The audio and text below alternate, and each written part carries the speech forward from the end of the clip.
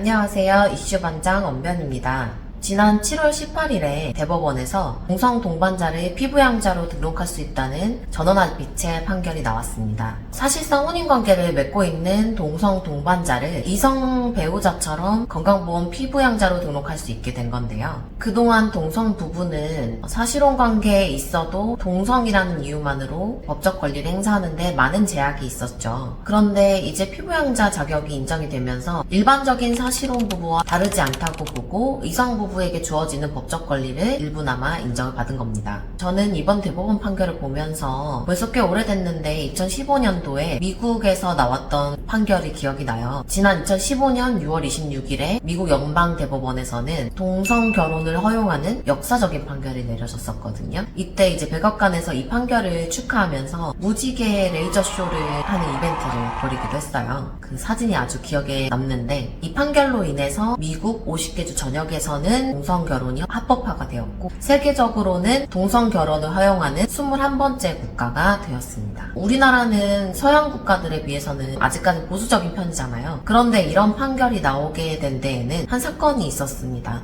소 씨라는 분이 본인의 동성 연인인 김 씨와 2019년도에 결혼식을 올렸고 이듬해 2월에는 건강보험 직장 가입자인 김 씨에 대해서 본인을 피부양자로 등록해달라는 신청을 공단에 냈습니다. 이렇게 피부양자로 등록을 하게 되면 본인은 따로 보험료를 납부하지 않으면서도 건강보험 혜택을 누릴 수 있게 되죠. 일반적인 가정에서는 흔히들 한 배우자는 나가서 경제활동을 하면서 수입을 벌어오고 한 배우자는 집에서 가사노동을 하거나 육아를 하면서 가정을 돌보는 역할을 많이들 하시잖아요. 이렇게 이제 일반적인 가정 형태를 꾸릴 수 있게 되는 거죠. 소 씨는 이렇게 본인을 피부양자로 등록 신청하는 과정에서 공단에 본인들이 동성 사실혼 부부라는 점을 알렸고 공단에서 당연히 가능하다라는 답변을 했다고 해요. 그동안 공단은 2000년도부터 건강보험법이 시행이 되면서 내부 준칙을 통해서 사실혼 배우자를 피부양자로 인정을 해왔거든요.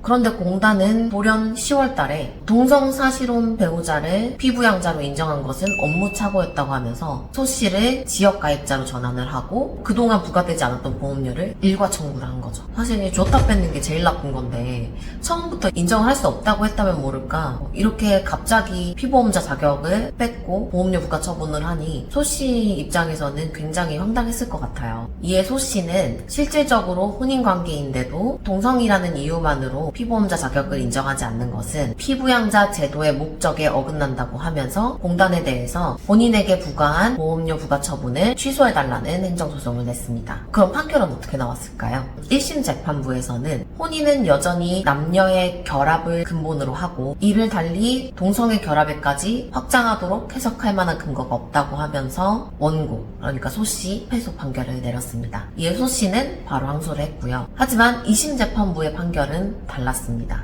당연히 현행 헌법과 민법에서는 동성 부부의 사실혼 관계를 인정할 만한 법적 근거는 없다고 하면서도 동성 결합에 대해서만 피부양자 자격을 인정하지 않는 것은 성적 지향을 이유로 한 차별 대우에 해당한다고 하면서 소 씨의 손을 들어준 거죠. 이후 공단이 상고를 했지만 역시 대법원 전원합의체에서도 동성 동반자를 이성 간 사실상 혼인관계에 있는 자와 합리적인 이유 없이 차별을 해서 헌법상 평등원칙에 위반된다. 그래서 이런 헌법상 평등원칙을 위반한 실체적 하자가 있다고 보아서 공단이 제기한 상고를 기각하고 원심 판결을 확정했습니다. 유교국가, 꽤 보수적인 우리나라에서 어떻게 이런 판결이 나오게 될 수 있었을지 한번 생각해봤는데요. 최근에는 남의 연애라는 TV 프로그램도 나올 정도로 국민들이 다양한 성적 취향과 가족 형태를 존중하고 받아들이는 시대가 된 것으로 보여요. 저는 그리고 이렇게 사람들의 인식이 많이 변화하는 데에는 오랜 시간이 걸리기도 했지만 탑게이 홍석천 씨의 역할도 컸다고 생각을 합니다. 본인은 무지하게 힘드셨겠지만 그걸 이겨내고 밝은 모습으로 계속해서 TV에 나오고 활동을 하시니까 사람들이 이런 이제 동성애자에 대해서 자연스럽고 긍정적으로 받아들이게 된 면도 있다고 생각을 합니다. 그렇다 보니 남녀혼만 있었던 과거와는 다르게 지금은 동성 커플, 동성 부부끼리 사는 경우도 많아졌잖아요. 그렇기 때문에 가족의 개념을 국가가 법률로 규정하는 것이 아니라 실제 우리가 생활하는 관계 속에서 해석을 해서 이런 판결이 내려질 수 있었던 듯해요.